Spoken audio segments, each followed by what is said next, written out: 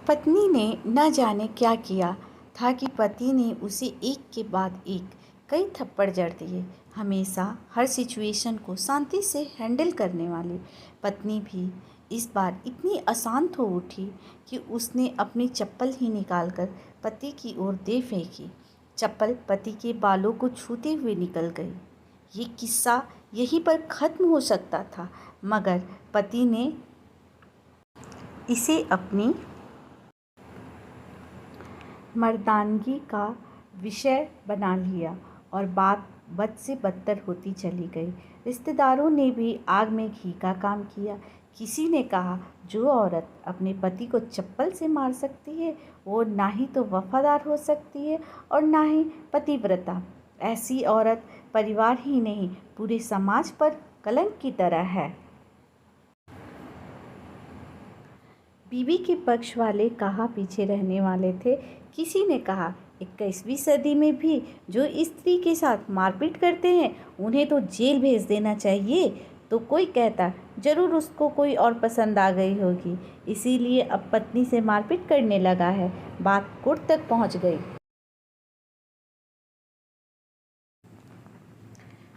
दोनों पक्षों ने एक दूसरे के खिलाफ केस फाइल कर दिया। पति ने चरित्रहीन होने का तो पत्नी ने दहेज और शारीरिक उत्पीड़न का आरोप लगाया।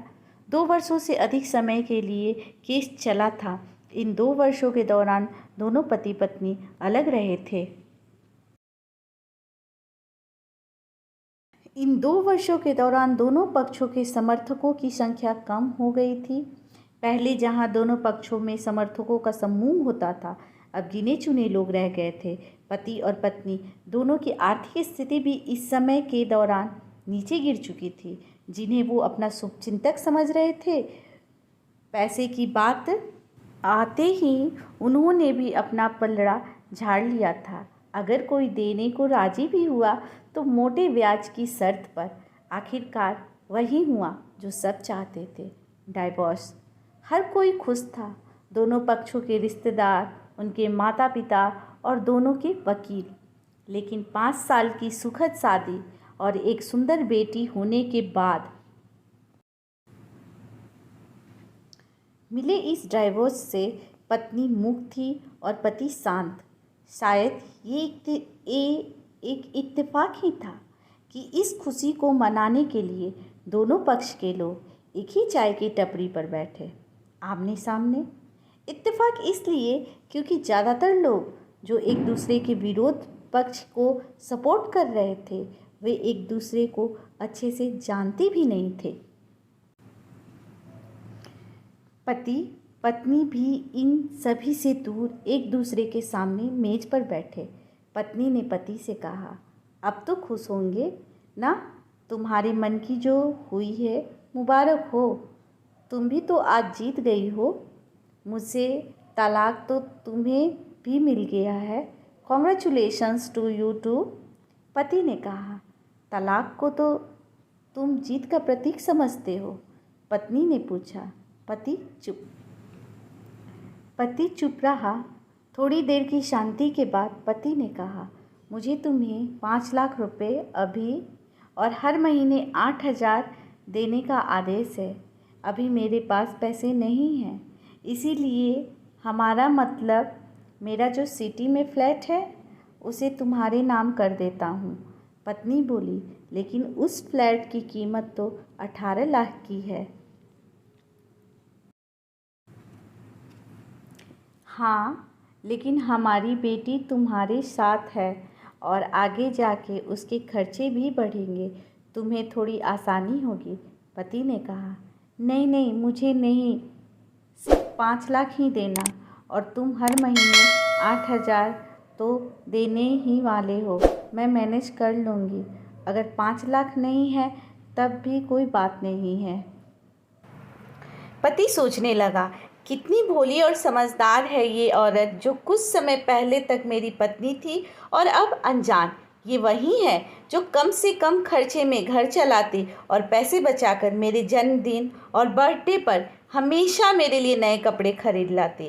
कभी बीमार भी हो जाती तो पैसे बचाने के लिए मुझे मालूम न होने देती और घरेलू नुस्खों से अपना इलाज कर लेती। मगर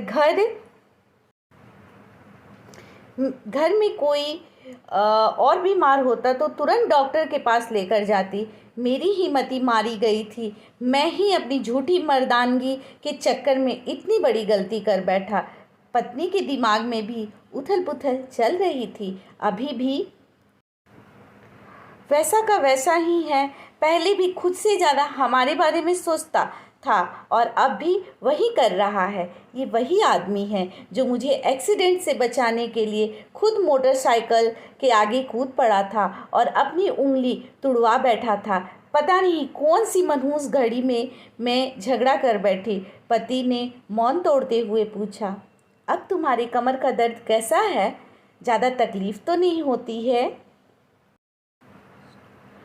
पत्नी हल्का सा मुस्कुराई और बोली, अभी भी होता है। अब तो पेट में भी क्रम्स उठते हैं। वो तो होगा ही। तुम योगा या कसरत भी तो नहीं करती हो। अब किसी गायनेकोलॉजिस्ट से को ज़रूर दिखा देना, पति ने कहा। तुम बताओ, तुम्हारा अस्थमा कैसा है अब? क्या अब भी दौरे पड़ते हैं? पत्नी ने पूछा। हाँ, पड़ते हैं, पहले से ज़्यादा, क्योंकि अक्सर इनहेलर लेना भूल जाया करता हूँ, याद दिलाने के लिए तुम जो नहीं हो अब, पति बोला। पत्नी की आंखों में आंसू आ गए। वो बोली, तुम्हें मेरे चरित्र पर सवाल नहीं उठाने चाहिए थे, तो ये परिस्थिति आती ही नहीं। हाँ, मैं जानता हूँ, तुम बहुत अच्छी हो। मुझसे गलती हो गई, बहुत बड़ी गलती।